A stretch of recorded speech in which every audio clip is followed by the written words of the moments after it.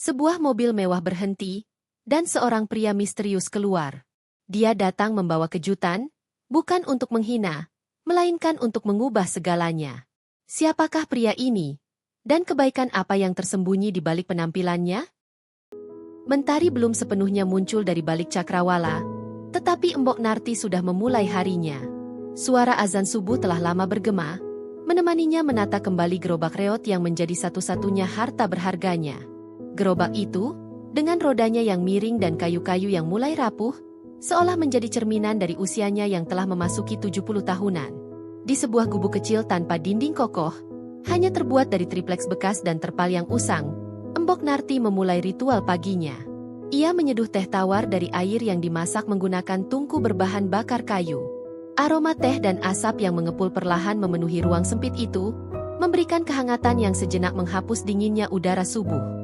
Tangan keriputnya yang penuh dengan luka sayatan dan noda tak terhapus, dengan cekatan membungkus beberapa lembar nasi dan sepotong tempe goreng yang semalam ia sisihkan.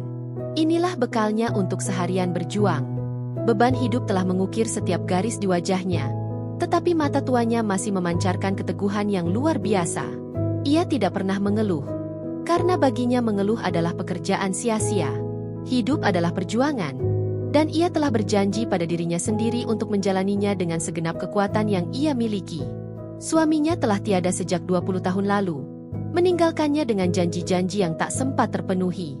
Anak semata wayangnya, yang dulu menjadi sumber kebahagiaannya, pergi ke kota besar dan tak pernah kembali. Kabar terakhir yang ia dengar adalah anak lelakinya itu telah menikah dan hidup bahagia, melupakan ibu yang membesarkannya dengan susah payah. Namun, Embok Narti tak pernah menyimpan dendam. Ia hanya menyimpan kenangan manis tentang tawa dan pelukan hangat anaknya di masa lalu. Dengan bekal di dalam bungkusan plastik, Embok Narti mendorong gerobaknya keluar dari gang sempit. Roda gerobak berdecit memecah keheningan pagi. Jalanan masih sepi, hanya ada beberapa motor yang melintas terburu-buru. Embok Narti memilih jalur yang biasa ia lewati, menuju tumpukan sampah yang tak jauh dari pemukiman elit. Di sana, ia tahu ada banyak harta karun yang menunggunya. Setiap botol plastik, kardus, atau kaleng bekas adalah rezeki yang harus ia kumpulkan. Ia tak pernah merasa jijik. Baginya, sampah-sampah itu adalah berkah, penyelamat hidupnya. Ia menundukkan badannya, tangannya yang terampil menyisir tumpukan sampah, memilah mana yang bisa dijual dan mana yang tidak. Dalam sunyi pagi, Embok Narti kadang tersenyum. Bukan senyum bahagia, melainkan senyum miris. Ia membayangkan betapa kontrasnya hidupnya dengan kehidupan orang-orang kaya yang membuang barang-barang berharga di tempat sampah. Ia sering menemukan mainan anak-anak yang masih bagus, pakaian yang masih layak pakai, atau bahkan peralatan rumah tangga yang masih berfungsi. Semua itu ia kumpulkan, bukan untuk dijual, melainkan untuk disumbangkan kepada anak-anak kecil di gubuk tetangganya. Kebaikan kecil itu adalah caranya untuk menyebarkan cinta, meski ia sendiri jarang merasakannya. Waktu terus berjalan. Mentari sudah berada di atas kepala. Peluh membanjiri wajah Embok Narti, tetapi ia tak berhenti. Isi gerobaknya sudah mulai penuh. Ia merasa lelah, tetapi ia tak boleh menyerah. Suatu hari nanti, ia berharap bisa bertemu dengan anaknya lagi, meskipun hanya untuk menatapnya dari kejauhan. Ia hanya ingin tahu apakah anaknya bahagia. Harapan itulah yang menjadi bahan bakar semangatnya setiap hari. Saat sedang asyik memilah, tiba-tiba sebuah pemandangan tak biasa mengalihkan perhatiannya. Sebuah mobil mewah berwarna hitam mengkilap, melaju perlahan dan berhenti di dekatnya. Jantung Embok Narti berdegup kencang. Ia mengira dirinya telah melakukan kesalahan. Mungkin ia memulung di area terlarang. Atau mungkin pemilik mobil itu marah karena ia mengotori jalanan di depan rumah mereka. Kecemasan itu membuat tangannya gemetar. Ia mencoba menyembunyikan wajahnya di balik topi lusuh yang ia pakai, berharap pemilik mobil itu tidak melihatnya. Namun, harapannya pupus. Pintu mobil itu terbuka, dan seorang pria muda keluar. Penampilannya rapi, berwibawa, dan memancarkan aura kesuksesan. Pria itu menatap lurus ke arahnya. Dan Embok Narti merasakan ketakutan yang belum pernah ia rasakan sebelumnya. Ia ingin lari, tetapi kakinya terasa kaku. Ia hanya bisa berdoa dalam hati, semoga pria itu tidak menyakitinya. Ia berdoa agar hari itu, hari yang penuh perjuangan, tidak berakhir dengan kesialan. Ia hanya berharap bisa pulang dengan aman, membawa gerobak berisi barang rongsokan, dan kembali memulai hari esok. Namun, nasib berkata lain. Pertemuan itu akan mengubah segalanya. Embok Narti merasakan dingin merayap dari ujung kaki hingga ke tulang punggungnya. Ia menelan ludah, mencoba menenangkan detak jantungnya yang berkejaran. Di hadapannya, pria muda itu berdiri tegap, memancarkan aura yang sangat berbeda dengan dunia yang selama ini ia jalani. Pakaiannya yang mahal, sepatu mengkilap, dan jam tangan yang berkilauan adalah simbol dari kehidupan yang mustahil untuk ia sentuh. Pria itu mulai melangkah. Setiap tapaknya terdengar jelas di telinga Embok Narti, seperti ketukan pada pintu nasib. Langkah itu bukan langkah terburu-buru, melainkan langkah penuh kehati-hatian, seolah ia tidak ingin membuat Embok Narti terkejut. Pria itu semakin dekat, dan Embok Narti semakin menundukkan kepalanya. Ia merasakan sensasi yang campur aduk, takut, malu, dan sedikit rasa ingin tahu yang tak terhindarkan. Ia mengira pria itu akan menghardiknya, menyuruhnya pergi, atau mungkin mengambil foto untuk dijadikan bahan lelucon. Ia sudah terbiasa dengan perlakuan seperti itu. Beberapa orang, terutama anak-anak muda, sering mengejeknya, mengambil fotonya secara diam-diam, atau bahkan melemparinya dengan kotoran. Hati Embok Narti sudah terlanjur tebal, tetapi rasa sakit itu tetap ada. Setiap ejekan adalah luka kecil yang menumpuk, membuat hatinya terasa berat. "Maaf, Nek, boleh saya mengganggu sebentar?" Suara pria itu terdengar lembut, bukan suara yang penuh amarah seperti yang Embok Narti bayangkan. Suara itu terasa ramah, mengalir seperti sungai yang tenang. Embok Narti mengangkat kepalanya sedikit, menatap pria itu dengan ragu. "Saya hanya ingin bertanya, Nek, apakah nenek baik-baik saja?" Pria itu bertanya lagi, matanya memancarkan ketulusan. Embok Narti tidak bisa menjawab. Lidahnya terasa keluh. Ia hanya bisa mengangguk pelan. Pertanyaan sederhana itu justru membuat air matanya hampir menetes. Selama bertahun-tahun, tidak ada satupun orang asing yang peduli dan menanyakan kabarnya. Kebanyakan orang hanya melihatnya sebagai bagian dari pemandangan kota yang kotor, bukan sebagai manusia yang memiliki perasaan. Pria itu tersenyum, senyum yang tulus dan hangat. "Saya melihat nenek dari kejauhan, dan saya kagum dengan semangat nenek. Boleh saya memperkenalkan diri? Nama saya Aditya." Pria itu mengulurkan tangannya. Embok Narti terdiam sejenak. Ia melihat telapak tangan Aditya yang bersih dan terawat, sangat kontras dengan tangannya yang kasar dan penuh luka. Ia ragu untuk menyambut uluran tangan itu. Namun, Aditya tetap mengulurkan tangannya, tidak menunjukkan tanda-tanda ketidaksabaran.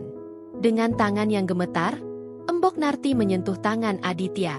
Sentuhan itu terasa aneh, seperti jembatan yang menghubungkan dua dunia yang berbeda. "Nama saya Narti." "Nah, panggil saja Mbok Narti," jawab Mbok Narti dengan suara yang serak. "Tadi saya kira saya membuat kesalahan." "Saya kira," Nak Aditya marah. Aditya tersenyum lagi. "Sama sekali tidak, Mbok Narti. Justru saya merasa terhormat bisa bertemu dengan Mbok. Saya melihat Mbok setiap hari dari jauh, tetapi baru hari ini saya berani untuk mendekat." Embok Narti terheran-heran. "Mengapa, Nak?" Aditya tidak menjawab secara langsung. Ia melihat sekeliling, ke gerobak Embok Narti yang penuh dengan botol plastik, kardus, dan kaleng-kaleng. Kemudian, pandangannya beralih ke wajah Embok Narti yang lelah, tetapi memancarkan keteguhan. Aditya menceritakan tujuannya. Ia sedang menjalankan sebuah proyek sosial untuk membantu para lansia dan pemulung di kota itu. Ia mengatakan bahwa ia sering melewati jalan itu, dan selalu melihat Embok Narti bekerja dengan gigih. "Saya melihat Embok bukan sebagai pemulung, melainkan sebagai pejuang. Embok adalah inspirasi bagi banyak orang." Aditya mengatakan kalimat itu dengan sungguh-sungguh. Air mata yang selama ini ditahan oleh Embok Narti akhirnya menetes. Ia tidak bisa menahannya lagi. Pujian itu, yang datang dari orang asing, terasa sangat berharga. Embok Narti merasa harga dirinya yang selama ini terinjak-injak, kini diangkat kembali. Ia merasa dihargai, dilihat, dan diakui. Namun, di balik keharuan itu, Embok Narti merasa ragu.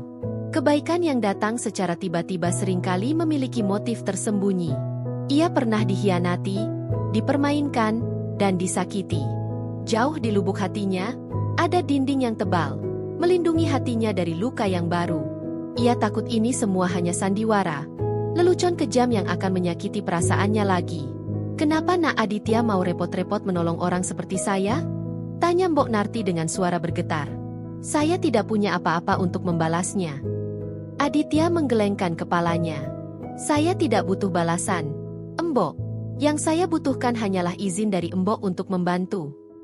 Mbok Narti menatap Aditya dalam-dalam. Di mata pria itu, ia tidak menemukan kebohongan. Hanya ada ketulusan, dan sesuatu yang tak terdefinisikan, seperti pengakuan yang mendalam. Ia merasa harapan yang telah lama hilang kini mulai muncul kembali, bagai bunga yang mekar di tanah gersang. Namun, ia tidak bisa serta-merta percaya. Kehidupan keras telah mengajarkannya untuk selalu waspada. Ia harus memastikan apakah pria itu benar-benar tulus, atau hanya sekadar mempermainkan hatinya yang rapuh. Pertemuan tak terduga ini menjadi awal dari babak baru dalam hidupnya. Babak yang penuh dengan ketidakpastian, tetapi juga diiringi dengan secercah harapan. Mbok Narti kembali duduk di trotoar, di samping gerobak reotnya. Setelah Aditya pergi, menawarkan untuk kembali sore nanti, Mbok Narti merasa seperti berada di awang-awang. Perasaannya campur aduk, antara kelegaan, kebingungan, dan secercah harapan yang terasa begitu rapuh. Ia menatap ke arah jalan raya, di mana mobil mewah Aditya menghilang dari pandangan. Pertemuan singkat itu telah mengaduk-aduk emosinya, membangkitkan kenangan-kenangan pahit di masa lalu yang selama ini ia coba kubur dalam-dalam. Ia mengingat masa mudanya, masa di mana ia masih memiliki keluarga yang utuh. Suaminya, seorang buruh pabrik yang giat bekerja, selalu menyayanginya. Mereka tidak kaya, tetapi mereka bahagia. Tawa anak semata wayangnya, Budi, selalu menjadi melodi terindah di gubuk sederhana mereka. Budi adalah segalanya bagi Mbok Narti. Ia menyisihkan setiap rupiah demi memberikan pendidikan terbaik untuk Budi. Meskipun itu berarti ia harus bekerja lebih keras, mengambil pekerjaan apa saja yang bisa ia kerjakan. Ia tak pernah lelah, karena setiap tetes keringatnya adalah untuk masa depan anaknya. Namun, takdir berkata lain. Suaminya meninggal karena kecelakaan kerja, meninggalkan Mbok Narti dan Budi dalam kondisi finansial yang sulit. Budi, yang saat itu baru menginjak usia remaja, berjanji untuk menjaga ibunya. Budi akan bekerja, Mbok. Budi akan sekolah, dan Budi akan membuat Mbok bangga, kenang Mbok Narti. Janji itu, pada awalnya, adalah pilar kekuatannya. Namun, janji itu seiring waktu memudar. Budi memutuskan pergi ke kota besar, mencari pekerjaan yang lebih baik. Ia berjanji akan sering mengirim kabar dan uang untuk Mbok Narti. Awalnya, ia memang menepati janjinya. Surat-surat dan uang kiriman datang secara rutin. Mbok Narti merasa bangga, anaknya sukses. Namun, entah sejak kapan, surat dan uang itu berhenti datang. Mbok Narti menunggu, berharap setiap hari tukang pos datang membawa kabar dari Budi. Namun, yang datang hanyalah kekosongan. Bertahun-tahun ia menunggu, hingga akhirnya ia sadar. Anaknya telah melupakannya. Mbok Narti merasa hancur. Hatinya sakit, tetapi ia tidak ingin tenggelam dalam kesedihan. Ia sadar, ia harus bangkit. Ia mulai bekerja sebagai pemulung, memulai hidup barunya dari nol. Ia belajar untuk mandiri, mengumpulkan setiap botol plastik, kardus, dan besi tua. Gerobak reotnya menjadi teman setianya, saksi bisu dari setiap tetes air mata dan keringatnya. Kini, setelah bertahun-tahun, muncul Aditya. Pria muda yang menjanjikan bantuan, yang melihatnya bukan sebagai pemulung, melainkan sebagai pejuang. Kebaikan yang ditawarkan Aditya terasa terlalu indah untuk menjadi kenyataan. Ia takut ini adalah bagian dari skenario yang kejam, yang akan mengembalikan rasa sakitnya. Ia tidak ingin membuka hatinya, tidak ingin terlalu berharap. Harapan, baginya, adalah pisau bermata dua. Jika terwujud, ia akan merasakan kebahagiaan. Jika tidak, ia akan merasakan sakit yang jauh lebih dalam. Ia telah terlalu banyak merasakan sakit, dan ia tidak ingin merasakannya lagi. Mbok Narti menundukkan kepalanya, menyisir sampah-sampah di sekitarnya. Tiba-tiba, ia menemukan sebuah boneka beruang yang sudah usang, dengan satu mata yang hilang. Boneka itu mengingatkannya pada masa kecil Budi. Air matanya menetes, membasahi tangannya. Ia mengusap air mata itu dengan punggung tangannya yang kotor. "Kenapa Nak Aditya datang sekarang?" bisiknya pelan. Apakah ini benar-benar takdir? Atau hanya sekadar lelucon? Ia tidak tahu. Hatinya penuh dengan pertanyaan. Dan ia hanya bisa berharap bahwa sore nanti, Aditya akan datang, dan jawabannya akan ia temukan. Ia berharap, kali ini, harapan yang rapuh itu tidak akan patah. Perasaan itu membuatnya kehilangan konsentrasi.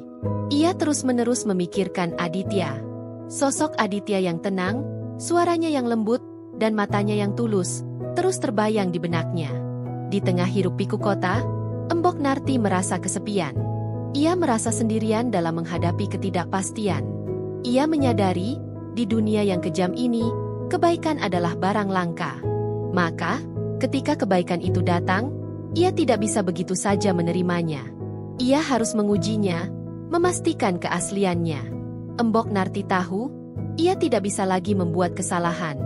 Hatinya tidak bisa menanggung beban luka yang baru. Saat Embok Narti dilanda kegelisahan, Aditya kembali ke kantornya. Pikirannya dipenuhi oleh sosok Embok Narti. Ia tidak bisa melupakan tatapan mata tua itu, yang memancarkan keteguhan sekaligus kesedihan yang mendalam. Pertemuannya dengan Embok Narti pagi itu telah menggetarkan hatinya, mengingatkannya pada tujuan awal ia mendirikan yayasan sosialnya. Aditya bukan berasal dari keluarga kaya. Ia lahir dan besar di sebuah desa kecil, dari keluarga yang sederhana. Ayahnya seorang petani, dan ibunya seorang penjahit. Sejak kecil, ia telah diajarkan tentang arti kerja keras, kejujuran, dan yang terpenting, tentang arti berbagi. Namun, ia tidak pernah membayangkan betapa sulitnya hidup di kota besar, dan betapa banyak orang yang membutuhkan bantuan. Ia pindah ke kota besar untuk kuliah, dan setelah lulus, ia memulai bisnisnya dari nol. Dengan kerja keras dan ketekunan, bisnisnya berkembang pesat. Ia menjadi sukses di usia muda. Namun, di tengah kesuksesannya, ia merasa ada sesuatu yang hilang. Ia merasa hampa, meskipun ia memiliki segalanya. Ia sadar, kebahagiaan sejati tidak hanya berasal dari kekayaan. Kebahagiaan sejati berasal dari berbagi, dari memberikan manfaat bagi orang lain. Maka, ia memutuskan untuk mendirikan sebuah yayasan sosial. Tujuannya sederhana, membantu orang-orang yang kurang beruntung, terutama para lansia dan pemulung. Ia ingin memberikan mereka kehidupan yang lebih layak, bukan hanya dari segi materi, tetapi juga dari segi martabat. Ia ingin mereka merasa dihargai, merasa menjadi bagian dari masyarakat, dan tidak merasa terpinggirkan. Setiap hari, ia akan berkeliling, mencari orang-orang yang membutuhkan bantuan. Ia tidak ingin bantuan itu terkesan seperti amal, melainkan seperti sebuah hadiah dari sesama manusia. Ketika ia pertama kali melihat Embok Narti, ia langsung terkesan. Nenek itu, dengan gerobak reotnya, memiliki aura yang berbeda. Ia tidak mengemis, ia bekerja dengan gigih. Ia tidak mengeluh, ia menjalani hidupnya dengan penuh keteguhan.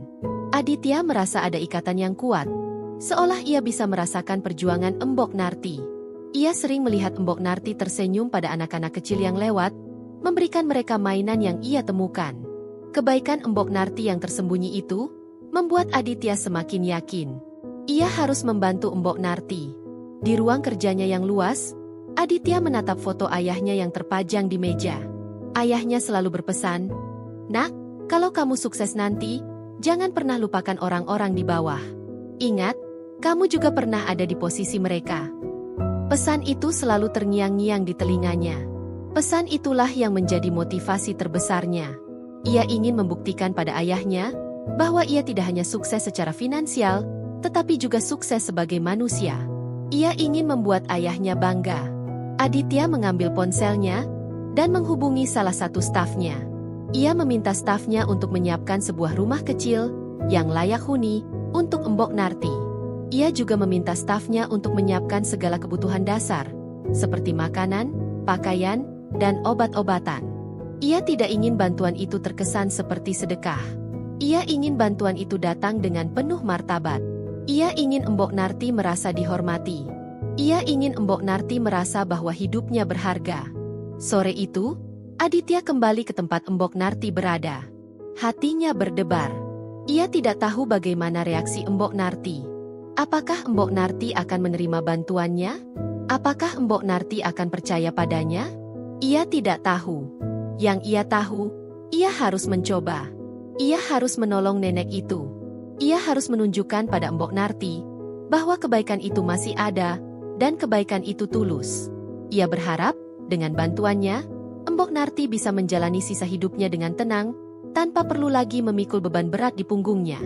Ia berharap, senyum Embok Narti tidak lagi menyimpan kesedihan, melainkan kebahagiaan. Aditya memarkir mobilnya di tempat yang sama. Ia melihat Embok Narti masih berada di sana, di samping gerobaknya yang kini sudah lebih penuh. Embok Narti tampak lesu, tetapi matanya memancarkan cahaya yang berbeda. Ada harapan, tetapi juga keraguan. Aditya tahu, ia harus berhati-hati. Ia harus mendekati Embok Narti dengan kelembutan, dengan penuh rasa hormat.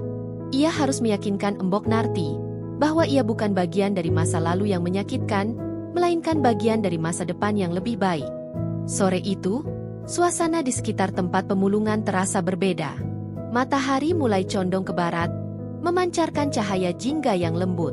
Aditya berjalan pelan menghampiri Embok Narti. Embok Narti, yang masih duduk di trotoar, menoleh saat mendengar suara langkah kaki.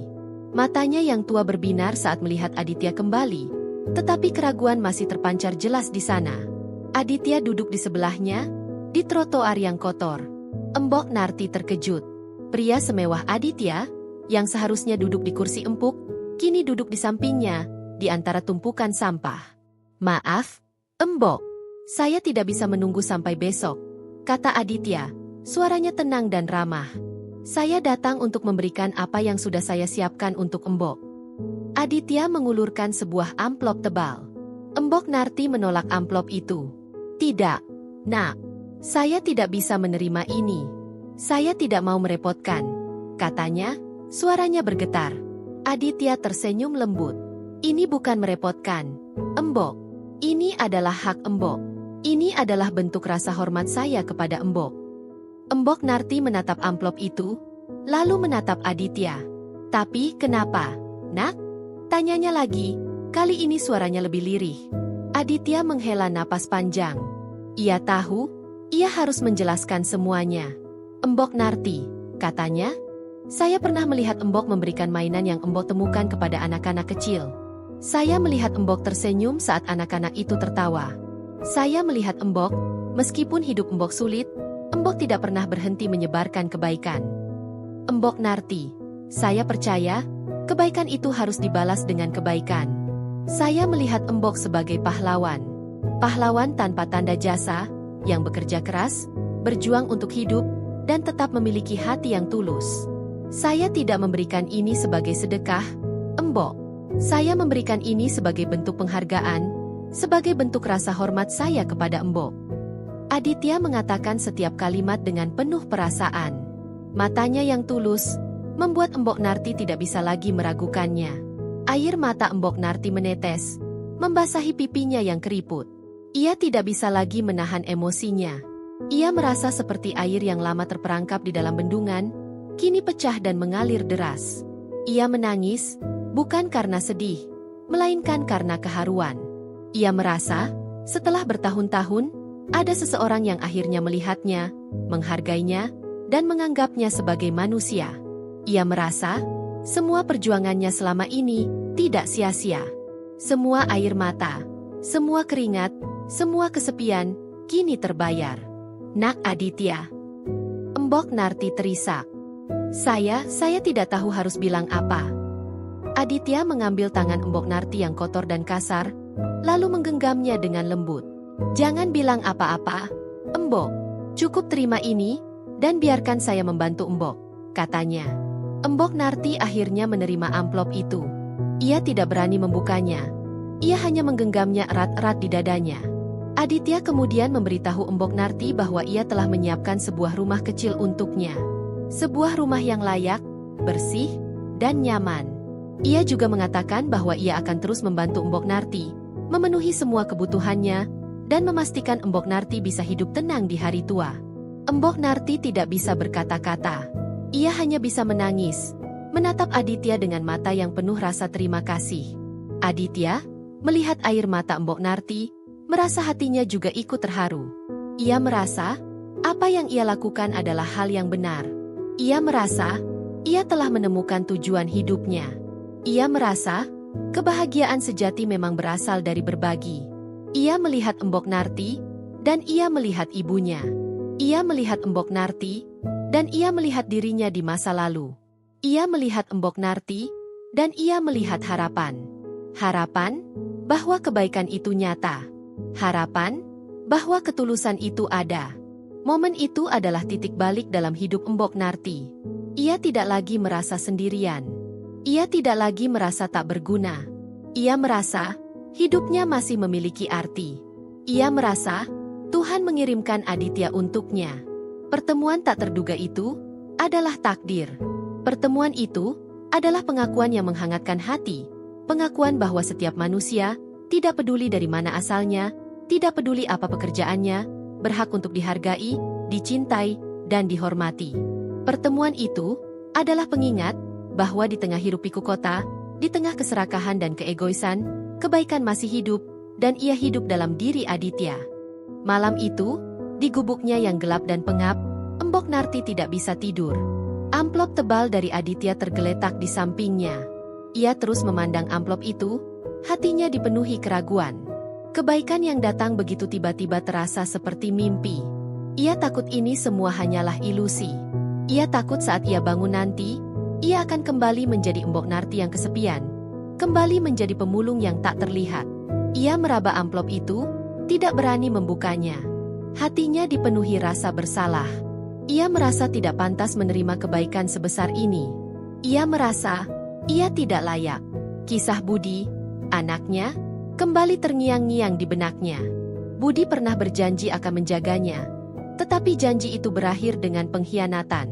Kini, Aditya, seorang pria asing, datang dan memberikan janji-janji yang serupa. Embok Narti takut Aditya akan pergi, sama seperti Budi. Ia takut kebaikan Aditya hanyalah sebuah topeng, yang akan ia buka saat ia sudah mendapatkan apa yang ia inginkan. Tetapi, apa yang bisa ia berikan pada Aditya? Ia tidak punya apa-apa. Ia tidak punya harta. Ia tidak punya kekuasaan. Ia hanya punya tubuh yang tua dan hati yang rapuh. Embok Narti merenung. Mengapa Aditya mau repot-repot membantunya? Apakah ini hanya proyek sosial yang akan berakhir setelah ia mendapatkan liputan media? Apakah ia hanya akan menjadi objek penderitaan yang dijadikan contoh kebaikan Aditya? Pikiran-pikiran negatif itu terus menghantuinya. Ia sudah terlalu sering terluka, terlalu sering dikecewakan. Ia sudah tidak punya lagi kekuatan untuk menanggung beban emosi yang baru. Ia mencoba meyakinkan dirinya sendiri. Aditya terlihat tulus, bisiknya pada dirinya sendiri. Matanya tidak berbohong. Dia tidak seperti Budi. Namun, bayangan Budi yang tersenyum padanya, yang berjanji akan menjaganya, terus membayanginya. Ia tidak bisa membedakan mana yang nyata dan mana yang fiksi. Ia tidak bisa membedakan mana yang tulus dan mana yang palsu. Ia merasa terjebak di antara dua dunia. Dunia harapan yang dijanjikan Aditya, dan dunia kepahitan yang ia jalani selama ini. Pagi menjelang, Embok Narti masih belum memejamkan mata. Ia merasa lelah, bukan karena fisik, melainkan karena mental. Ia merasa kebaikan Aditya adalah ujian. Ujian apakah ia masih bisa percaya pada manusia. Ia memandangi amplop itu lagi, lalu mengambilnya. Ia membuka amplop itu, dan di dalamnya, ada sejumlah uang yang sangat banyak. Jumlah itu jauh lebih banyak dari yang pernah ia bayangkan. Ada juga sebuah surat, yang ditulis dengan tangan. Embok Narti membaca surat itu dengan perlahan. Surat itu berisi janji. Janji Aditya untuk membantunya. Janji untuk menjaganya. Janji untuk memberikan kehidupan yang lebih baik untuknya. Di akhir surat, Aditya menulis, "Saya tidak akan meninggalkan Embok, seperti anak Embok meninggalkan Embok." Embok Narti terkejut. Bagaimana Aditya bisa tahu tentang Budi? Air matanya kembali menetes. Ia merasa, Aditya telah melihat ke dalam hatinya, melihat setiap luka yang tersembunyi. Ia tahu, ia tidak bisa lagi lari. Ia harus menghadapi kenyataan. Ia harus memutuskan, apakah ia akan membuka hatinya, atau ia akan menutupnya selamanya. Ia harus memutuskan, apakah ia akan percaya pada Aditya, atau ia akan terus hidup dalam bayangan masa lalu. Keputusan itu tidak mudah. Keputusan itu akan menentukan sisa hidupnya. Ia merasa, ia tidak bisa melakukannya sendiri. Ia butuh jawaban. Ia butuh penjelasan. Ia butuh kepastian. Ia harus bertemu dengan Aditya, dan menanyakan semua keraguannya. Pagi harinya, Embok Narti pergi ke alamat yang tertulis di surat Aditya. Ia memberanikan diri, meninggalkan gerobak reotnya di gubuk. Dengan langkah yang ragu, ia tiba di sebuah gedung tinggi dan mewah. Ia merasa tidak pantas berada di sana. Penjaga keamanan mencoba menghentikannya, tetapi Embok Narti bersikeras. Ia ingin bertemu dengan Aditya. Setelah berdebat panjang, penjaga keamanan akhirnya menelepon Aditya. Aditya, yang terkejut mendengar kabar itu, langsung turun dan menghampiri Embok Narti. Embok Narti, ada apa? Kenapa Embok ada di sini? Tanya Aditya, suaranya terdengar cemas. Embok Narti menatap Aditya dengan mata yang penuh curiga. Nak Aditya, katanya, suaranya bergetar. Mengapa Nak Aditya tahu tentang anak saya? Pertanyaan itu mengejutkan Aditya. Ia tidak menyangka Embok Narti akan bertanya tentang hal itu. Saya tahu dari orang lain, jawab Aditya, berusaha menutupi kebenaran. Orang lain siapa? Nak? Tanya Embok Narti, nada suaranya berubah menjadi menuduh. Apakah Nak Aditya sengaja mencari tahu tentang saya? Apakah ini semua hanya sandiwara? Aditya terdiam. Ia tidak tahu bagaimana harus menjelaskan. Ia tidak ingin menyakiti Embok Narti, tetapi ia juga tidak bisa berbohong. Ia menghela napas panjang. Embok, katanya, mari kita bicara di tempat yang lebih nyaman. Ia mengajak Embok Narti ke sebuah kafe di dekat gedung. Di sana, di sebuah meja kecil, Aditya memulai ceritanya. Embok, saya akan jujur. Saya tahu tentang anak Embok, karena saya adalah anaknya. Embok Narti terkejut. Wajahnya pucat pasi. Tidak mungkin, bisiknya. Anak saya namanya Budi. Aditya tersenyum miris. Nama lahir saya memang Budi, Embok. Tapi setelah saya sukses, saya mengganti nama saya menjadi Aditya. Saya malu dengan masa lalu saya, Embok. Saya malu karena saya meninggalkan Embok. Saya malu karena saya tidak menepati janji saya. Embok Narti menatap Aditya, tidak percaya. Ia melihat wajah Aditya, dan ia melihat bayangan Budi di sana. Ia melihat senyum Aditya, dan ia melihat senyum Budi. Ia melihat mata Aditya, dan ia melihat mata Budi yang dulu selalu memancarkan cinta. Air matanya menetes. Bukan air mata kebahagiaan, melainkan air mata kekecewaan. Mengapa kamu kembali sekarang, Budi? Tanyanya, suaranya penuh kepiluan. Mengapa kamu kembali setelah bertahun-tahun? Aditya, kini Budi, tidak bisa menjawab. Ia hanya bisa menundukkan kepalanya, merasa bersalah. Saya tidak punya alasan, Embok. Saya hanya bisa meminta maaf. Saya minta maaf karena meninggalkan Embok. Saya minta maaf karena menyakiti Embok. Embok Narti menggelengkan kepalanya. Bukan itu yang saya mau dengar, Budi. Saya mau tahu, mengapa kamu tidak pernah kembali? Mengapa kamu melupakan saya? Budi menceritakan semuanya. Ia menceritakan bagaimana ia datang ke kota besar, bagaimana ia bekerja keras, dan bagaimana ia jatuh cinta pada seorang gadis kaya. Ia menceritakan bagaimana ia malu dengan statusnya, bagaimana ia malu dengan ibunya yang seorang pemulung. Ia menceritakan bagaimana ia memutuskan untuk memutus semua kontak dengan masa lalunya, dan memulai hidup baru. Ia menceritakan bagaimana ia menjadi sukses, tetapi ia tidak pernah merasa bahagia. Ia menceritakan bagaimana ia selalu merasa ada yang hilang, dan bagaimana ia menyadari bahwa yang hilang itu adalah ibunya. Embok Narti mendengarkan cerita itu dengan hati yang hancur. Ia tidak bisa lagi menahan emosinya. Ia menangis sejadi-jadinya. Ia merasa, ia telah ditipu, dikhianati, dan disakiti. Ia merasa, kebaikan Aditya hanyalah cara Budi untuk menebus dosa-dosanya. Ia merasa, Ia hanya menjadi alat untuk Budi membersihkan hati nuraninya. Kamu pikir dengan uang, kamu bisa membeli maaf saya, Budi? Tanya Mbok Narti, suaranya tajam. Kamu pikir dengan memberikan saya rumah, kamu bisa menghapus semua luka yang kamu ukir di hati saya? Budi menggelengkan kepalanya. Tidak, Mbok. Saya tahu saya tidak bisa membeli maaf Mbok. Saya hanya ingin Mbok tahu bahwa saya menyesal. Saya menyesal karena meninggalkan Mbok. Konflik mencapai puncaknya. Mbok Narti merasa hancur. Harapan yang rapuh itu kini hancur berkeping-keping.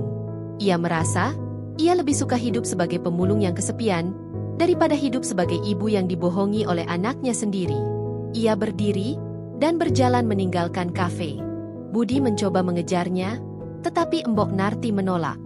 Jangan ikuti saya, Budi, katanya, suaranya dingin. Saya lebih baik mati daripada harus menerima bantuan dari kamu. Setelah pertengkaran itu, Budi merasa hancur. Ia kembali ke kantornya, dan mengunci diri di ruangannya. Ia tidak bisa bekerja. Ia tidak bisa berpikir. Pikiran dan hatinya dipenuhi oleh bayangan Mbok Narti yang menangis. Ia menyadari, ia telah melakukan kesalahan terbesar dalam hidupnya. Ia menyadari, ia tidak hanya meninggalkan ibunya, tetapi ia juga menghancurkan hati ibunya. Ia menyadari, kebahagiaan yang ia cari selama ini, tidak akan pernah ia temukan, jika ia tidak mendapatkan maaf dari ibunya. Ia mencoba menghubungi Mbok Narti, tetapi ponsel Mbok Narti tidak aktif. Ia pergi ke gubuk Mbok Narti, tetapi gubuk itu kosong. Gerobak reot Mbok Narti sudah tidak ada. Ia bertanya pada tetangga-tetangga Mbok Narti, tetapi tidak ada yang tahu kemana Mbok Narti pergi. Budi panik. Ia menyadari, ia telah kehilangan ibunya. Lagi. Ia menyewa detektif swasta untuk mencari Mbok Narti. Ia menyebarkan poster pencarian di seluruh kota. Ia menggunakan semua sumber daya yang ia miliki, hanya untuk menemukan ibunya. Ia merasa putus asa. Ia merasa, ia telah mengulangi kesalahan yang sama.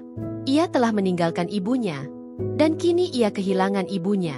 Di sisi lain, Mbok Narti kembali menjalani hidup sebagai pemulung. Ia tidak kembali ke gubuknya.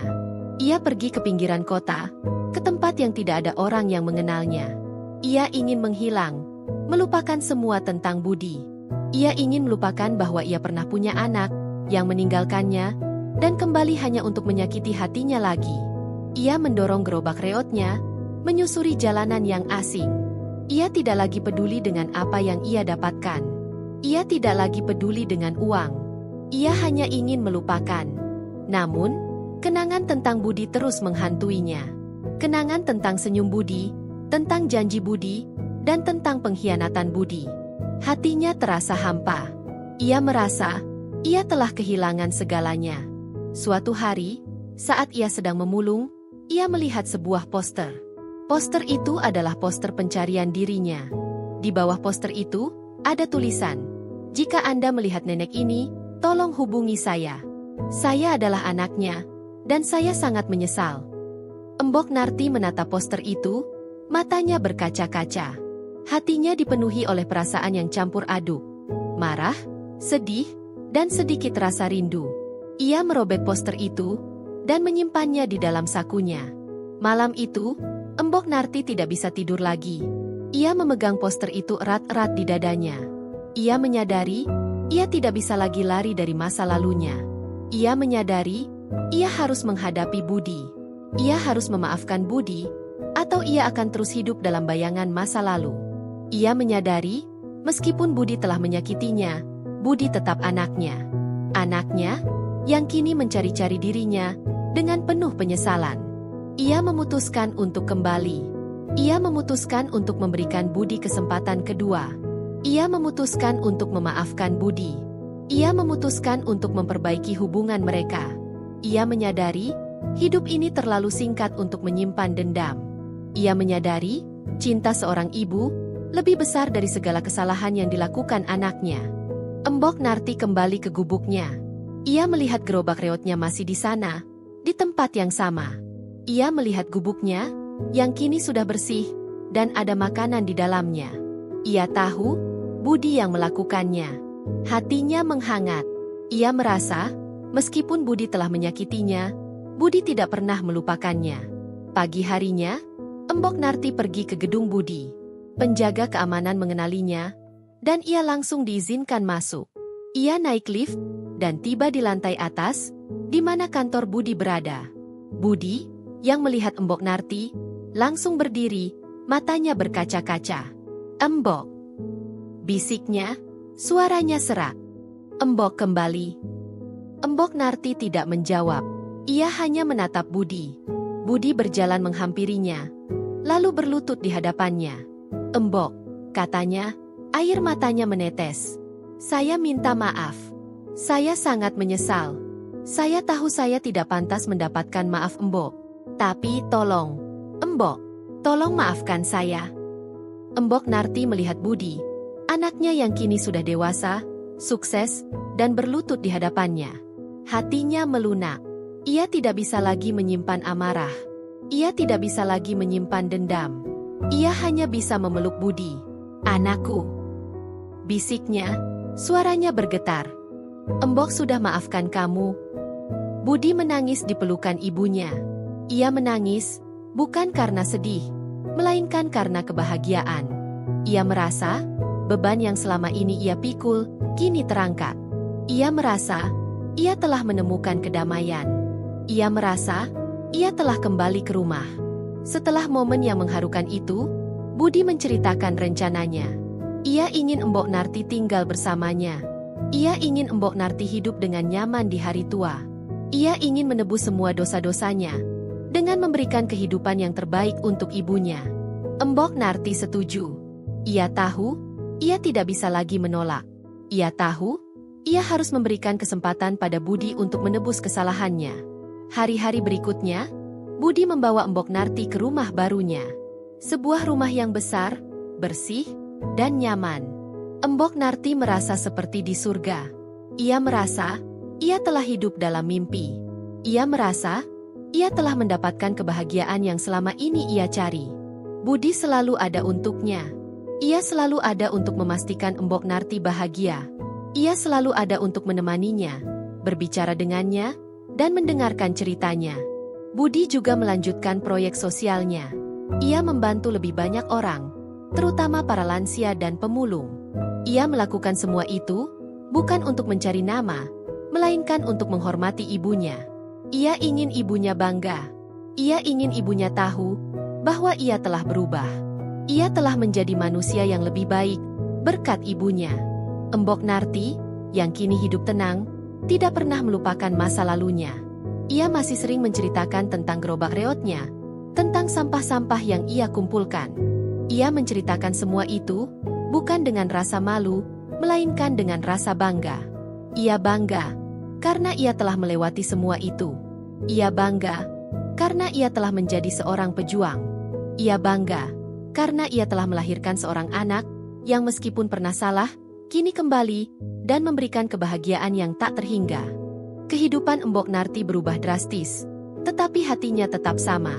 Ia tidak melupakan dari mana ia berasal, dan ia selalu mengingatkan Budi untuk tetap rendah hati.